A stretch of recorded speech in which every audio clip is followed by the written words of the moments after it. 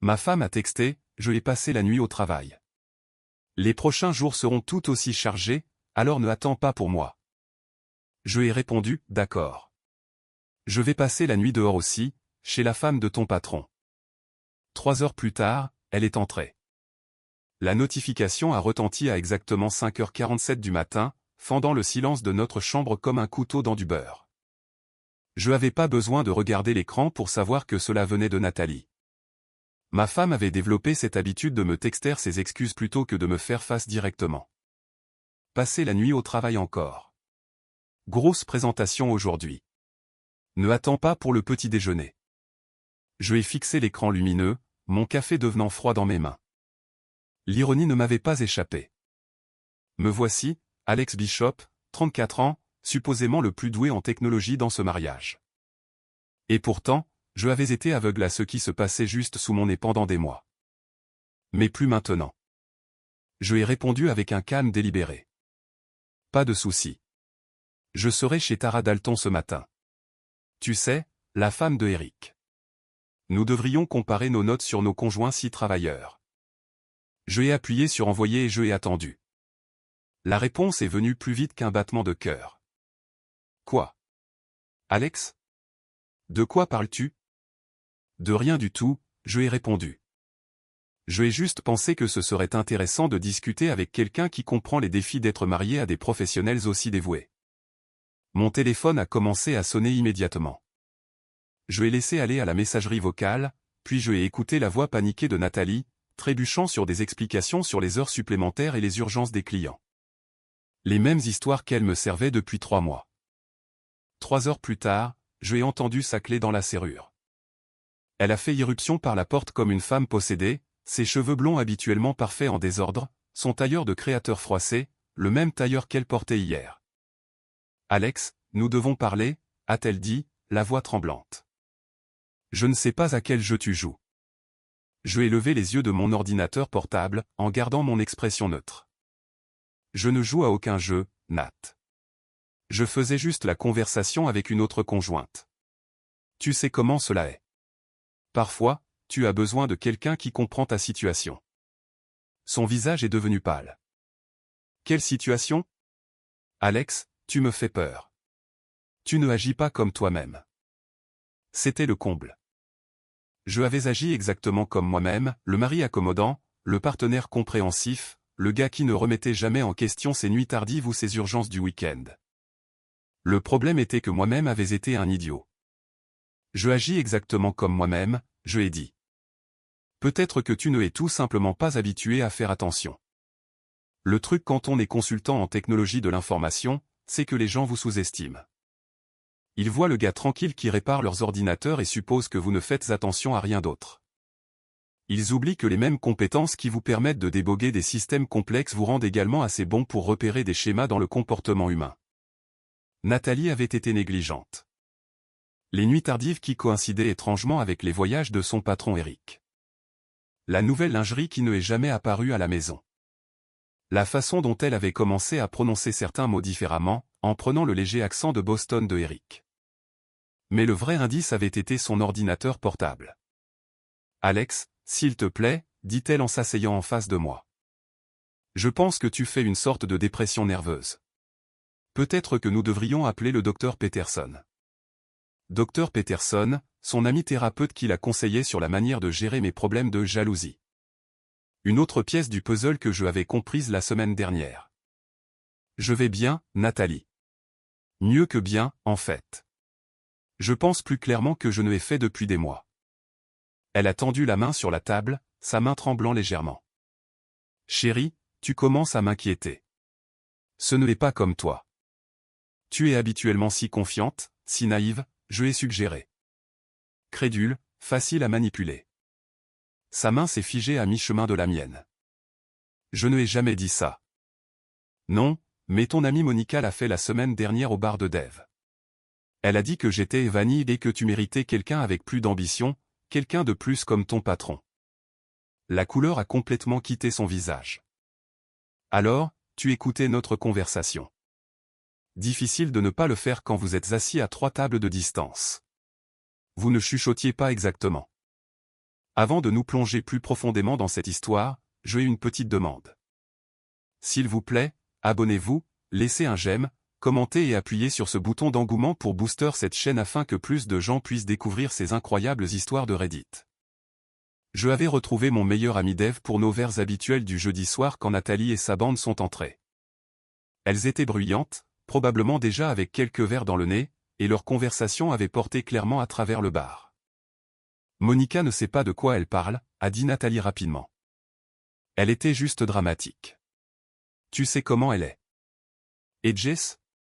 Était-elle aussi dramatique quand elle a demandé si tu améliorais la situation de ton mari? La bouche de Nathalie s'est ouverte et fermée comme un poisson hors de l'eau. Alex, je peux expliquer. Je suis sûr que tu le peux. Tu as toujours été doué pour les explications. Créative, même. Je ai fermé mon ordinateur portable et je me suis levé. Je dois me préparer pour le travail. Le vrai travail. Pas le genre qui nécessite des séjours d'une nuit au bureau. Alors que je me dirigeais vers la salle de bain, je l'ai entendu murmurer « Depuis combien de temps sais-tu » Je me suis arrêté dans l'embrasure de la porte. Savoir quoi exactement, Nathalie? Que tu me trompes avec Eric Dalton? Que tu me mens depuis des mois? Que tu prévoyais de me quitter mais que tu voulais t'assurer que ta promotion soit d'abord validée? Sa vive inspiration m'a dit que je avais touché la cible. Où voulais-tu dire depuis combien de temps je suis au courant du dossier sur ton ordinateur portable intitulé « Contrat » qui est en fait rempli de tes lettres d'amour et de reçus d'hôtel? Elle a fait un bruit entre un hoquet et un sanglot. Conseil de pro, je ai dit en me retournant pour lui faire face. Si tu vas avoir une liaison, peut-être ne sauvegarde pas tout dans un dossier avec le nom le plus évidemment faux possible. Et surtout, ne laisse pas ton ordinateur portable ouvert quand tu es censé travailler tard. La beauté d'être sous-estimé est que les gens deviennent négligents autour de vous. Ils supposent que vous ne regarderez pas, ne interrogerez pas, ne creuserez pas plus profondément. Nathalie me traitait comme un meuble depuis si longtemps qu'elle avait oublié que je avais des yeux et un cerveau. Alex, s'il te plaît, laisse-moi expliquer. Garde ça pour toi, je ai dit. Je ai du travail à faire. En me dirigeant vers la douche, je planifiais déjà mon prochain coup.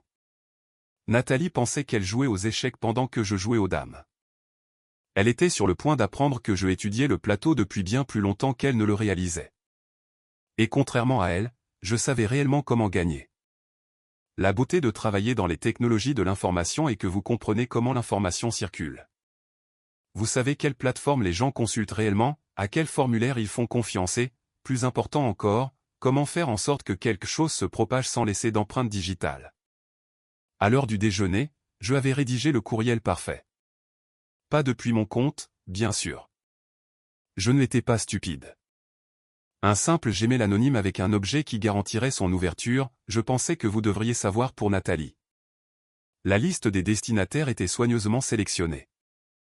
Monica, Jess et 3 autres femmes du cercle social de Nathalie. Le genre de femmes qui vivaient pour le drame et n'avaient jamais rencontré un secret qu'elles ne pouvaient pas partager. Le courriel était bref et dévastateur. Je écris ceci anonymement parce que je ne veux pas m'impliquer, mais je pensais que les amis de Nathalie devraient savoir ce qui se passe vraiment. Elle a une liaison avec son patron, Eric Dalton, depuis des mois. Je ai des preuves si quelqu'un veut les voir, des reçus d'hôtel du Marriott du centre-ville, des réservations de restaurants pour 2 chez Romano, toujours les soirs où elle disait à Alex qu'elle travaillait tard, et quelques messages textes très intéressants. Je pensais juste que vous devriez connaître la vérité sur votre ami. Je ai joint 3 pièces à conviction, une photo d'un reçu d'hôtel que je avais trouvé dans le sac à main de Nathalie, une capture d'écran d'un courriel de confirmation de réservation de dîner, et un échange de textos particulièrement torride entre elle et Eric qui ne laissait rien à l'imagination. Puis je ai appuyé sur envoyer et je ai attendu. La réponse a été plus rapide que je ne l'avais prévu. En moins d'1 heure, mon téléphone a vibré avec un appel de Dave. « Mec, tu dois vérifier le groupe Facebook du quartier tout de suite », a-t-il dit sans préambule. Je ai ouvert la page et je ai senti une sombre satisfaction m'envahir. Quelqu'un, probablement Monica d'après le style d'écriture, avait posté une demande à peine voilée de conseils concernant une amie qui trompe son mari. La section des commentaires explosait déjà. Oh mon Dieu, est-ce que cela concerne qui je pense que cela concerne?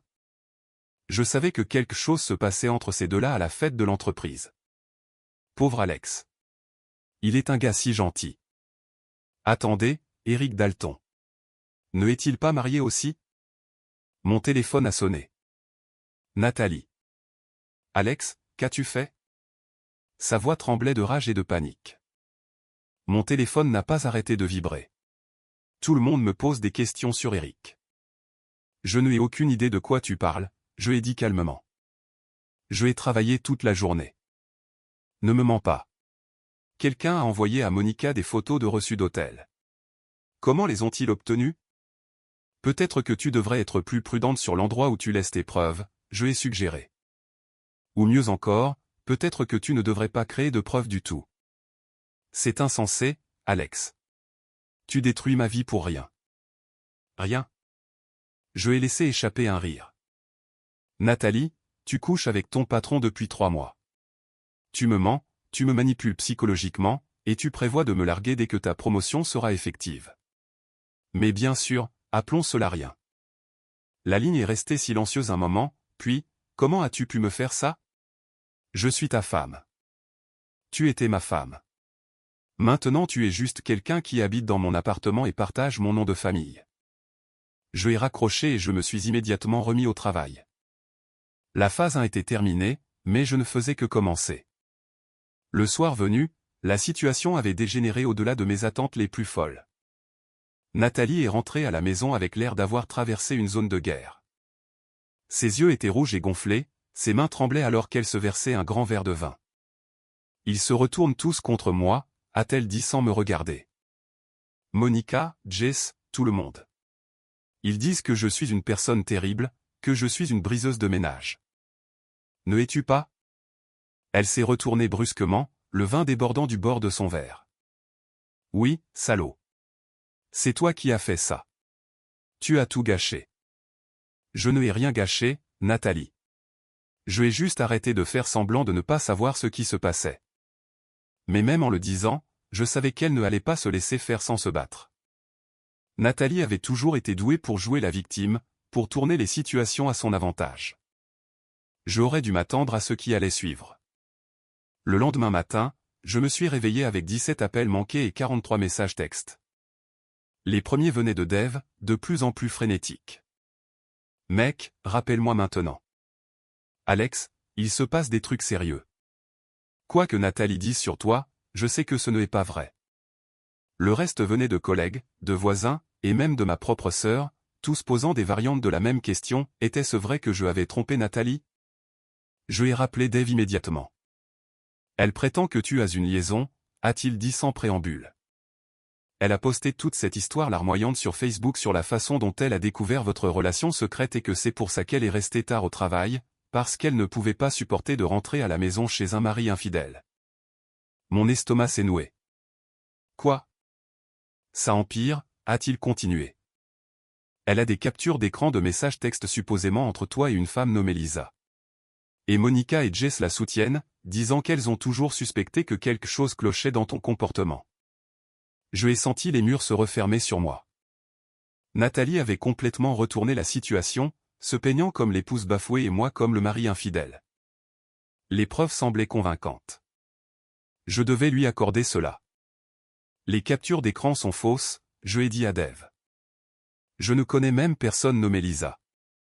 Je te crois, mec, mais beaucoup de gens ne te croient pas. Ton département des ressources humaines a appelé, n'est-ce pas? Il l'avait fait. Je avais ignoré l'appel, mais le message vocal était clair. Je devais venir pour une réunion concernant des allégations inquiétantes sur ma conduite. Nathalie avait joué cela parfaitement. Elle avait pris mes preuves de sa liaison et inversé le scénario, me faisant passer pour le coupable qui essaie de détourner le blâme.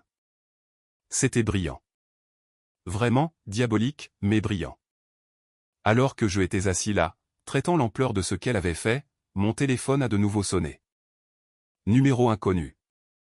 Alex Bishop? La voix était nette, professionnelle, avec juste un soupçon d'accent de Boston. Oui. Ici Tara Dalton, la femme de Eric. Je pense que nous devons parler. Tara Dalton ne ressemblait en rien à ce que je avais imaginé. Là où Nathalie était toute en mèches blondes et vêtements de marque, Tara était l'élégance discrète, les cheveux bruns tirés en une simple queue de cheval, un maquillage minimal, portant un jean et un blazer qui coûtaient probablement plus que mon salaire mensuel, mais qui avait l'air sans effort.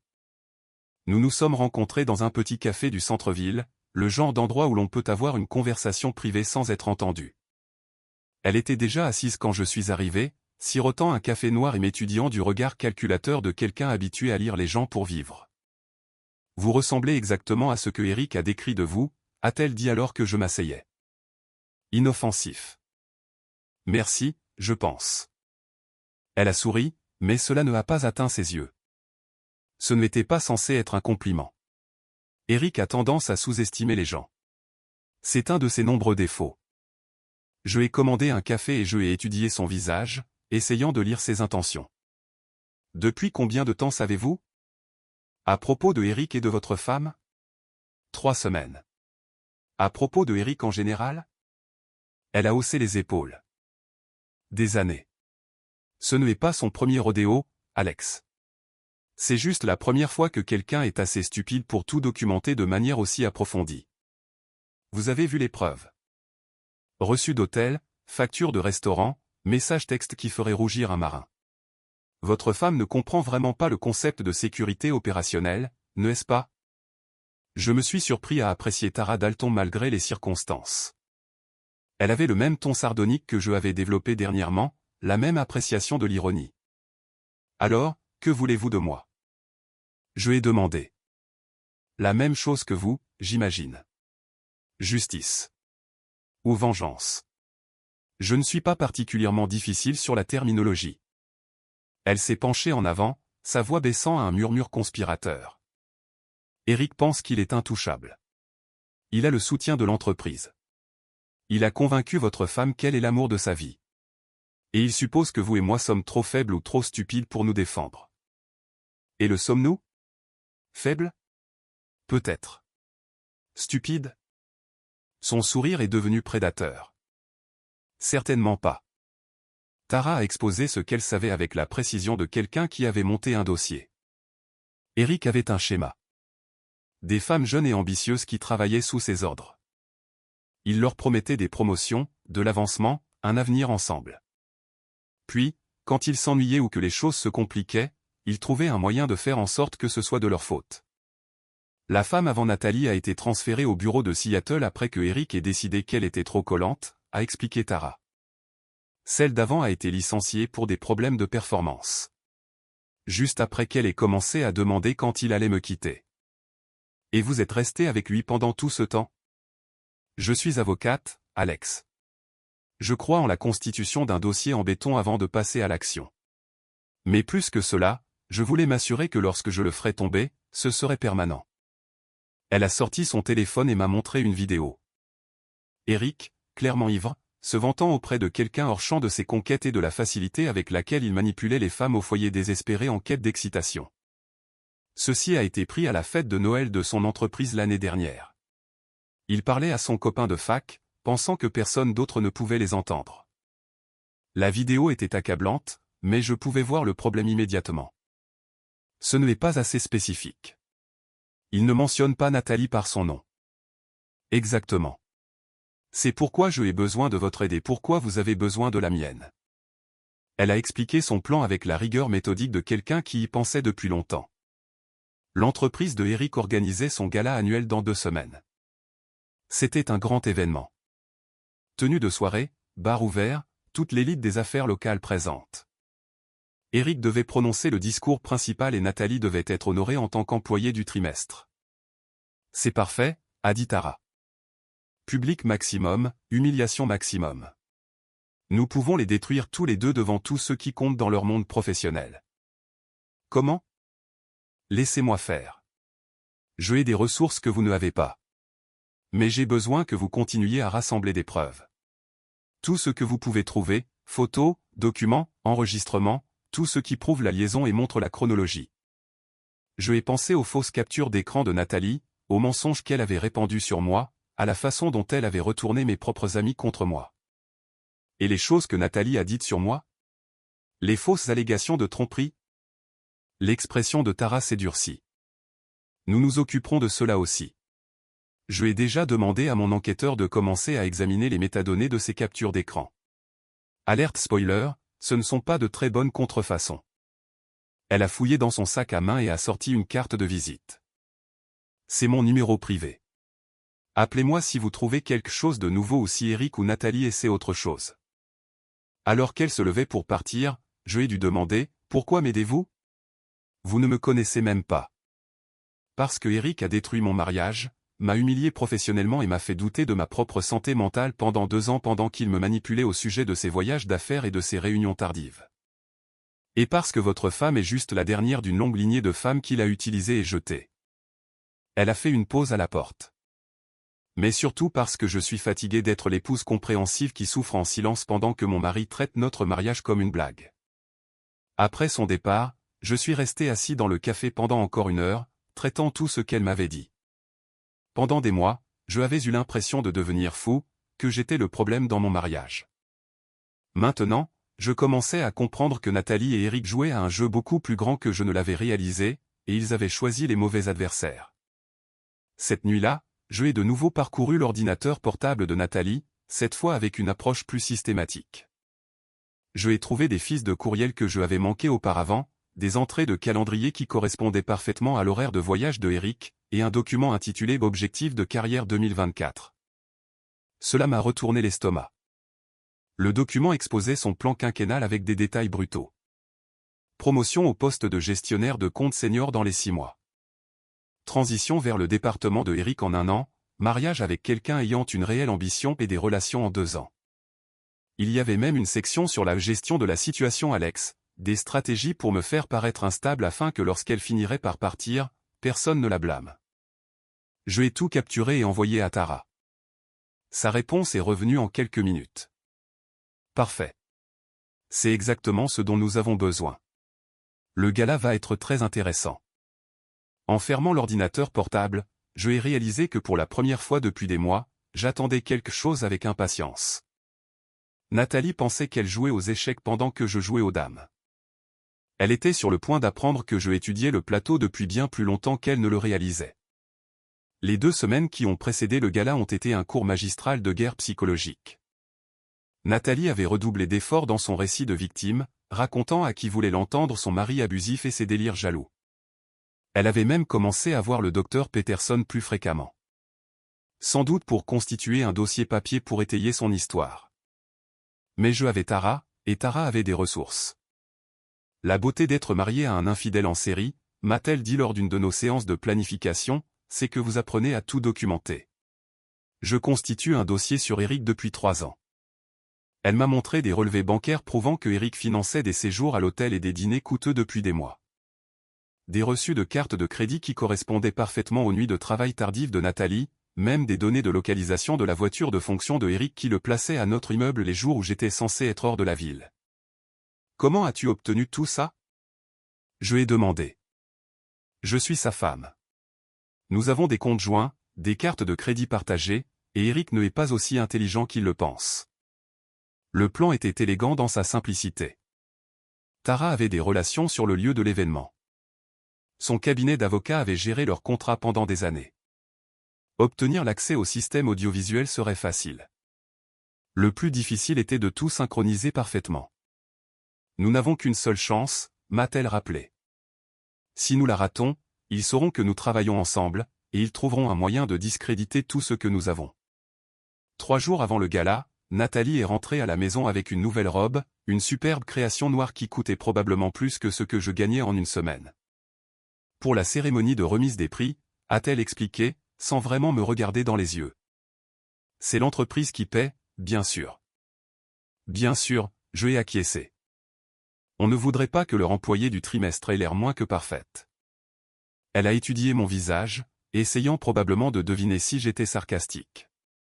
Alex, je sais que les choses ont été difficiles entre nous dernièrement, mais ce prix signifie beaucoup pour moi.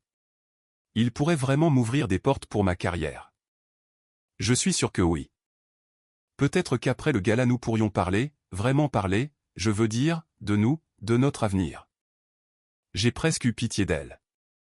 Elle pensait toujours qu'elle contrôlait la situation, croyait toujours qu'elle pouvait me gérer comme une de ses campagnes de relations publiques.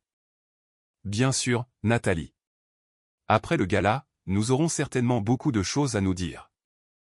Le soir du gala, je me suis positionné au bar avec une vue parfaite sur la scène principale. Le lieu était bondé, facilement 300 personnes, toutes sur leur 31 et prêtes à célébrer une autre année de succès pour l'entreprise de Eric. Nathalie était magnifique dans sa nouvelle robe, parcourant la salle comme la professionnelle qu'elle était. Eric était dans son élément aussi, jouant le rôle du cadre à succès, serrant des mains et faisant la conversation avec les clients et les collègues.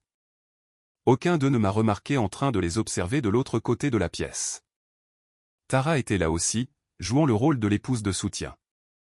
Elle avait même apporté une boutonnière à Eric, l'épinglant à son revers avec un sourire qui aurait trompé quiconque ne savait pas ce qui allait arriver. La cérémonie de remise des prix a commencé à 21h précises. Eric est monté sur scène sous des applaudissements tonitruants, se lançant dans ses remarques préparées sur le travail d'équipe et le dévouement et l'importance de se dépasser pour l'entreprise. Et maintenant, a-t-il dit, sa voix portant clairement à travers le système de sonorisation. Je aimerais reconnaître quelqu'un qui incarne vraiment ses valeurs, quelqu'un qui a montré un engagement incroyable envers notre organisation, travaillant souvent tard dans la nuit pour s'assurer que nos clients reçoivent le meilleur service possible. Le projecteur a trouvé Nathalie dans la foule. Elle avait l'air radieuse, se prélassant dans l'attention et les applaudissements. Mesdames et messieurs, notre employée du trimestre, Nathalie Bishop. Elle s'est dirigée vers la scène, acceptant le prix en cristal avec un sourire gracieux. La foule a applaudi alors qu'elle commençait son discours d'acceptation, remerciant Eric pour son mentorat et ses conseils. C'est à ce moment-là que Tara est passée à l'action. Les lumières se sont tamisées alors que le système audiovisuel est passé du direct à ce qui semblait être une rétrospective des réalisations de l'entreprise au cours de l'année écoulée. Mais au lieu de jalons d'entreprise, l'écran s'est rempli de quelque chose de beaucoup plus intéressant. Un fil de messages texte entre Eric et Nathalie a grandi pour que tout le monde dans la salle puisse le lire clairement. Eric, j'ai hâte de t'avoir pour moi toute seule ce soir. Nathalie. Alex pense que je travaille encore tard. Il est si crédule. Eric. Pauvre gars. Il ne a aucune idée de ce qu'il manque. Le murmure de la foule a commencé bas, mais est devenu plus fort à mesure que d'autres messages apparaissaient à l'écran, réservation d'hôtel, reçu de dîner, photos de Eric et Nathalie ensemble dans des restaurants de la ville, puis la pièce de résistance. Un clip vidéo de Eric à la fête de Noël de l'année dernière, ivre et vantard, décrivant avec des détails graphiques à quel point il était facile de séduire les femmes au foyer seules en quête d'excitation. La salle a éclaté, des halètements, des chuchotements, le bruit de 300 personnes comprenant soudainement exactement ce dont elles étaient témoins. Sur scène, Nathalie se tenait figée, le prix toujours serré dans ses mains, son visage passant par des expressions de choc, d'horreur et de rage. Eric essayait frénétiquement d'atteindre les commandes audiovisuelles, mais Tara avait anticipé cela aussi. Le système était hermétiquement verrouillé. La diapositive finale était un écran partagé. D'un côté, le message de Nathalie à Eric disant « Je t'aime et j'ai hâte de commencer notre vie ensemble ». De l'autre côté, le message de Eric à une autre femme datant de 6 mois. « Tu es amusante, mais ne rendons pas cela plus compliqué que nécessaire. » Les lumières se sont rallumées pour révéler une salle remplie de visages stupéfaits. Nathalie avait laissé tomber le prix, le cristal se brisant sur le sol de la scène. Eric était rouge et en sueur, essayant de reprendre le contrôle de la situation. « Mesdames et messieurs, a-t-il commencé, la voix tremblante. Il y a eu une sorte de dysfonctionnement technique. En fait, la voix de Tara a percé le bruit alors qu'elle se levait de sa table. Il n'y a eu aucun dysfonctionnement. Tout ce que vous venez de voir est complètement exact. La salle est tombée dans le silence. Mon nom est Tara Dalton, a-t-elle continué, sa voix portant clairement sans le microphone. Je suis la femme de Eric, ou plutôt, j'étais la femme de Eric jusqu'à il y a environ 10 minutes. Elle a brandi une enveloppe en manille. Ce sont des papiers de divorce signifiés devant 300 témoins. Je ai pensé que c'était approprié, étant donné à quel point Eric aime rendre sa vie privée publique. La foule était captivée. Les téléphones sortaient, les gens enregistraient, et je pouvais déjà imaginer l'explosion sur les réseaux sociaux qui allait suivre. Monica et Jess, les soi-disant amis de Nathalie, étaient blottis ensemble à une table d'angle, chuchotant furieusement. Alors que je regardais, Monica a sorti son téléphone et a commencé à taper rapidement, probablement déjà en train de rédiger sa propre version des événements pour Facebook. Eric a tenté une dernière fois de sauver la situation. C'est une affaire privée qui n'a aucune incidence sur notre entreprise ou nos relations d'affaires. En fait, je ai dit, en me levant de ma position au bar.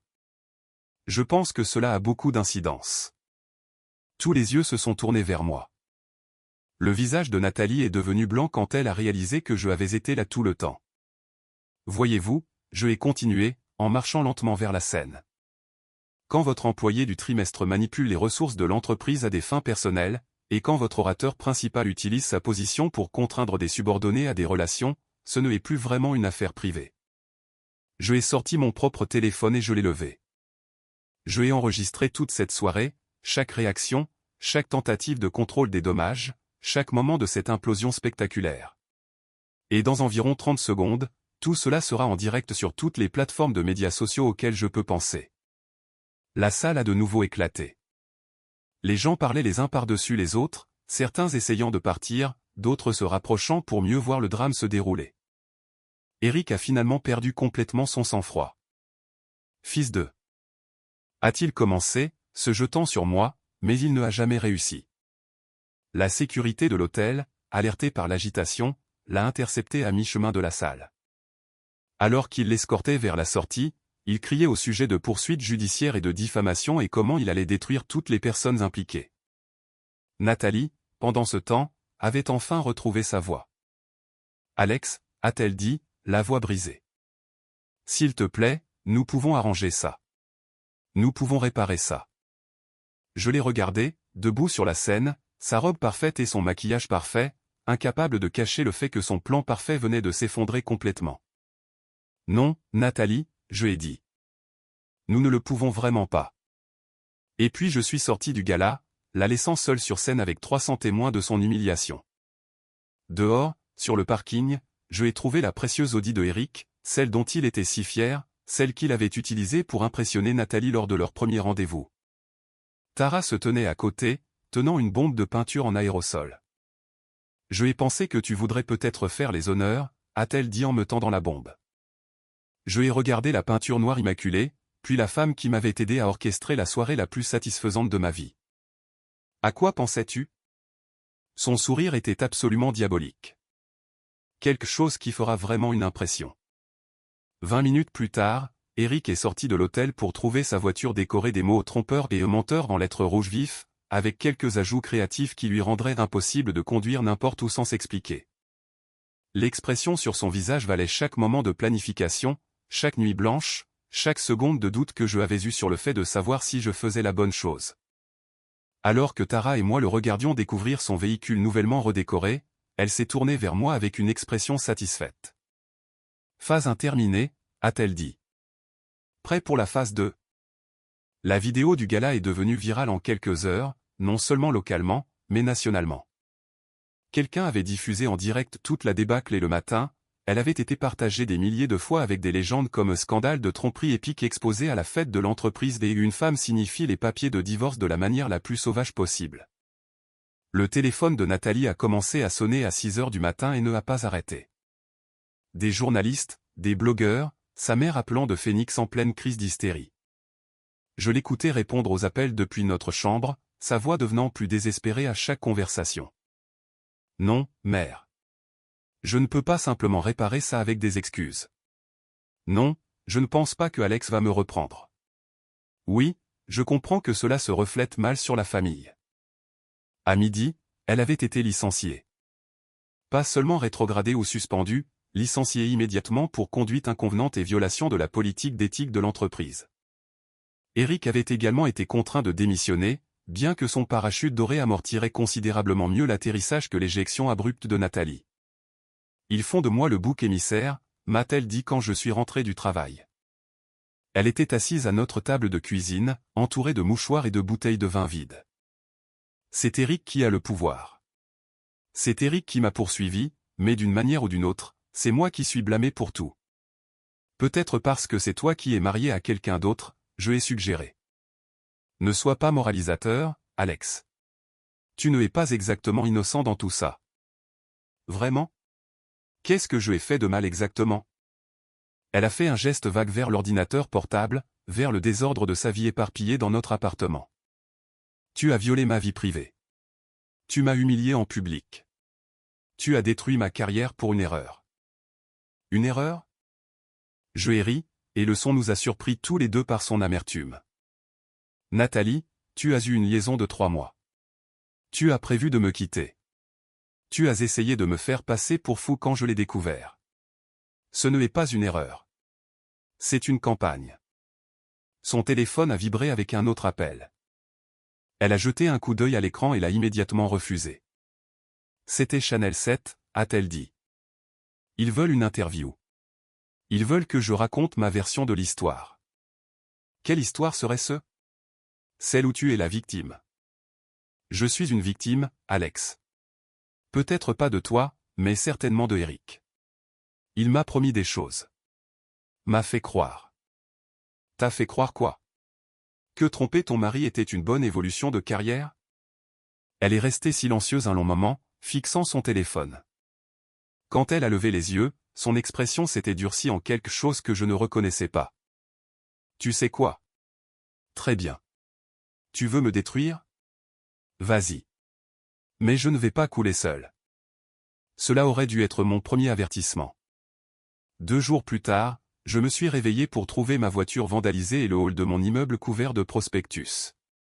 Quelqu'un avait imprimé des dizaines de copies d'une photo, de moi et Tara parlant au café où nous avions planifié l'opération du gala, avec un texte en dessous disant « Un mari infidèle complote avec sa maîtresse pour détruire une épouse innocente ». La photo était réelle, mais le contexte était complètement fabriqué. Quiconque la regardait supposerait que Tara et moi avions une liaison, que notre partenariat avait été romantique plutôt que stratégique. Mon téléphone sonnait avant même que je ne sois remonté. « Alex, c'est quoi ce bordel ?» La voix de Dave était tendue d'inquiétude. « Il y a des photos de toi et d'une femme partout sur les réseaux sociaux. Les gens disent que tu trompes Nathalie depuis tout ce temps. » Ce n'est pas ce que ça a l'air d'être, je ai dit. Mais même alors que les mots sortaient de ma bouche, je savais à quel point ils sonnaient faibles. Alors qu'est-ce que c'est? Parce que de là où je suis assis, on dirait que tu as joué sur les 2 tableaux. Je ai essayé d'expliquer pour Tara, pour notre alliance, pour le plan visant à exposer Eric et Nathalie, mais même à mes propres oreilles, cela sonnait comme le genre d'histoire qu'un homme coupable raconterait. En quelques heures, le récit avait complètement changé. Nathalie n'était plus l'épouse infidèle. Elle était la victime d'un coup monté élaboré, orchestré par son mari infidèle et sa maîtresse. Le gala ne était pas la justice. C'était du revenge porn, une humiliation publique conçue pour dissimuler ma propre infidélité. Les fausses captures d'écran de ma supposée liaison avec Lisa circulaient à nouveau, cette fois avec un contexte supplémentaire qui les rendait plus crédibles. Quelqu'un avait même créé de faux profils sur les réseaux sociaux pour cette femme fictive, avec des photos et une histoire qui la plaçait dans ma vie exactement au bon moment. C'était magistral, vraiment. Nathalie avait appris en me regardant travailler. Avait compris que les meilleurs mensonges sont construits sur une base de vérité. La photo de Tara et moi était réelle. Nos réunions secrètes étaient réelles. Notre attaque coordonnée contre elle et Eric était réelle. Elle a juste changé le contexte pour nous faire passer pour les méchants. Mon patron a appelé cet après-midi. Alex, je vais avoir besoin que tu prennes un peu de temps libre pendant que nous réglons ça. Il y a des allégations sur ta conduite et avec toute l'attention des médias. Les allégations sont fausses, je ai dit. Peut-être, mais l'entreprise ne peut pas se permettre d'être associée à ce genre de scandale en ce moment. Prends une semaine, laisse les choses se calmer, et nous réévaluerons. Une semaine s'est transformée en congé à durée indéterminée lorsque quelqu'un a envoyé au service des ressources humaines de mon entreprise un dossier détaillé de preuves de ma liaison avec Tara. Des relevés bancaires montrant des retraits d'espèces qui seraient allés à des chambres d'hôtel. Des reçus de restaurants qui ne prouvaient rien mais semblaient suspects lorsqu'ils étaient présentés de la bonne manière. Même des témoignages de témoins qui affirmaient nous avoir vus ensemble dans des situations compromettantes. Tout était fabriqué, mais c'était une fabrication convaincante. Tara m'a appelé ce soir-là, la voix tendue de fureur. Eric riposte. Il a engagé une sorte de cabinet de gestion de crise et ils nous jettent tout ce qu'ils ont pour nous discréditer. Peux-tu prouver que les preuves sont fausses? Une partie peut-être, mais Alex, ça va empirer avant de s'améliorer. Eric a des ressources que nous n'avons pas. Il peut se permettre de mener ce genre de guerre. Elle avait raison. Au cours des jours suivants, Les attaques se sont intensifiées. Quelqu'un a piraté mes comptes de médias sociaux et a posté des messages qui me faisaient paraître déséquilibré. Mon immeuble a reçu des plaintes pour tapage nocturne à propos de fêtes que je ne avais jamais organisées. Ma cote de crédit a mystérieusement chuté lorsque plusieurs factures que je ne avais jamais reçues sont passées en recouvrement. Eric démantelait systématiquement ma vie, utilisant les mêmes techniques qu'il avait probablement utilisées sur ses précédentes victimes. La différence était que cette fois, il avait Nathalie pour l'aider, et elle savait exactement où frapper là où ça faisait le plus mal. Le point de rupture est arrivé quand je l'ai trouvé dans notre appartement en train de faire ses valises. « Je pars », a-t-elle annoncé sans me regarder. « Je ne peux pas rester mariée à quelqu'un qui ferait ce que tu m'as fait. » « Ce que je t'ai fait ? » L'humiliation publique, les mensonges sur Eric et moi, la liaison avec cette avocate. Elle a secoué la tête tristement. « Je ai essayé de te pardonner, Alex, mais je ne peux plus faire semblant. C'était une performance digne d'un Oscar. Si je n'avais pas connu la vérité, j'aurais pu y croire moi-même. Où vas-tu ? Cela ne te concerne plus. » Elle a fermé la dernière valise et s'est tournée pour me faire face. Mon avocat prendra contact au sujet de la procédure de divorce. Ton avocat ? Elle a souri et pendant un instant, je ai vu un éclair de la femme qui avait planifié tout cela depuis le début. L'avocat de Eric, en fait. Il a été très utile pour m'expliquer mes options. Après son départ, je suis resté assis dans l'appartement soudainement vide et je ai essayé de traiter ce qui venait de se passer. En l'espace de 2 semaines, j'étais passé du mari bafoué au méchant infidèle. Ma femme était partie, mon travail était en danger, et ma réputation était en ruine. Mais en regardant les décombres de ma vie, je ai réalisé quelque chose d'important. Je n'avais pas fini de me battre. Nathalie et Eric pensaient qu'ils avaient gagné. Pensaient qu'ils avaient réussi à inverser le scénario et à se faire passer pour les victimes. Ils m'avaient sous-estimé une fois quand ils ont supposé que je ne découvrirais jamais leur liaison. Ils me sous-estimaient à nouveau s'ils pensaient que je allais simplement me laisser faire et accepter la défaite. Je ai pris mon téléphone et je ai appelé Tara. Prête pour la phase 2 ? Je ai demandé quand elle a répondu. Son rire était vif et dangereux. Je pensais que tu ne demanderais jamais. La beauté d'être systématiquement détruit par quelqu'un et que cela ne vous laisse plus rien à perdre. Quand votre réputation est déjà en ruine, quand votre travail est parti et que votre mariage est terminé, vous pouvez prendre des risques qui auraient été impensables auparavant. Tara et moi avons passé la semaine suivante à rassembler des munitions, de vraies munitions cette fois, pas seulement des preuves de la liaison, mais la preuve de la campagne coordonnée pour nous détruire. Des relevés bancaires montrant des paiements à la société de gestion de crise. Des chaînes de courriels entre Eric et les faux témoins. Une expertise numérique prouvant que les profils de médias sociaux de Elisa avaient été créés à partir de l'ordinateur de bureau de Eric. La beauté d'engager des professionnels pour ruiner la vie de quelqu'un, a expliqué Tara alors que nous examinions les preuves, c'est que les professionnels laissent des traces écrites. Nous avions aussi autre chose, quelque chose que je avais gardé pour le bon moment. Lors d'une de nos réunions secrètes, je avais enregistré une conversation entre Eric et Nathalie où ils discutaient de leur stratégie pour me discréditer. Ils avaient été négligents, pensant être seuls dans le bureau de Eric, ne réalisant pas que le système de sécurité du bâtiment comprenait un enregistrement audio dans tous les bureaux de la direction. Obtenir l'accès à cet enregistrement avait nécessité de faire appel à toutes les faveurs que je n'avais jamais gagnées en tant que consultant en technologie de l'information. Mais cela en valait la peine. 47 minutes de Eric et Nathalie planifiant ma destruction, avec des discussions sur des preuves fabriquées et des témoins payés. Et nous devons être intelligents sur la façon de diffuser cela, a averti Tara. Si nous balançons tout en ligne, ils prétendront que c'est truqué ou sorti de son contexte. Que suggères-tu ? Quelque chose de public, quelque chose qu'ils ne peuvent ni contrôler ni manipuler. Elle a souri. J'ai une idée. Le plan était élégant et brutal. L'entreprise de Eric organisait une conférence de presse pour limiter les dégâts, essayant de sauver sa réputation après le désastre du gala. Ils l'avaient programmé dans le hall de leur siège social du centre-ville, avec les médias locaux invités à entendre l'explication complète de Eric sur les événements récents. Selon le communiqué de presse, Eric rétablirait la vérité sur les attaques malveillantes contre son personnage et annoncerait son intention de nous poursuivre, Tara et moi, pour diffamation. Nous avons décidé de nous inviter à la fête. La conférence de presse était prévue à 14h un vendredi. À 13h45, j'étais positionné de l'autre côté de la rue avec une vue dégagée sur l'entrée du bâtiment. Tara était à l'intérieur, étant entrée par le parking en utilisant sa carte d'accès en tant qu'ex-femme bientôt divorcée de Eric. À 14 heures précises, Eric a pris la parole. Il avait l'air confiant, impeccable, en tout point le dirigeant à succès qui avait été lésé par des ennemis vindicatifs. « Mesdames et messieurs, a-t-il commencé, je suis ici aujourd'hui pour répondre aux mensonges vicieux qui ont été répandus sur moi et mon entreprise. Les récentes attaques contre mon personnage représentent une campagne coordonnée de harcèlement par des individus qui... » C'est à ce moment-là que Tara est passée à l'action. Le système de sonorisation du bâtiment a soudainement crépité, et la voix de Eric de notre conversation enregistrée a rempli le hall. La clé est de faire paraître Alex instable.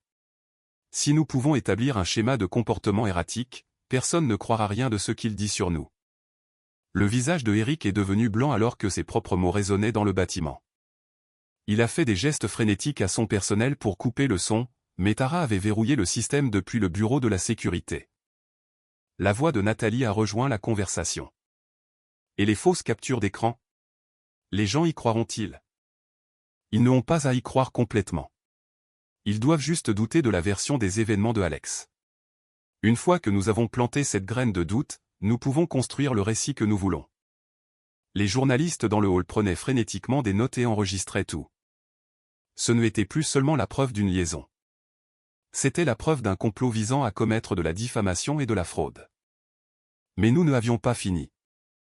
Alors que la conversation enregistrée se poursuivait, détaillant leurs plans pour fabriquer des preuves et soudoyer des témoins, je suis entré dans le hall avec une mallette pleine de documents. « Excusez-moi », je ai dit en m'approchant du podium où Eric se tenait figé. « Je crois que vous avez laissé tomber ça. » Je ai ouvert la mallette et je ai éparpillé des papiers sur le sol, des relevés bancaires, des impressions de courriel, des déclarations de témoins, toutes les preuves que nous avions rassemblées prouvant la campagne de Eric et Nathalie contre nous. « Mesdames et messieurs de la presse, je ai annoncé, je aimerais vous présenter la véritable histoire derrière les événements récents. » Les 30 minutes suivantes furent un chaos.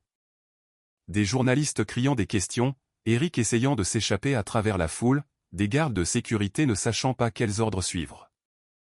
Au milieu de tout cela, Nathalie est apparue de quelque part, son visage un masque de rage et de désespoir.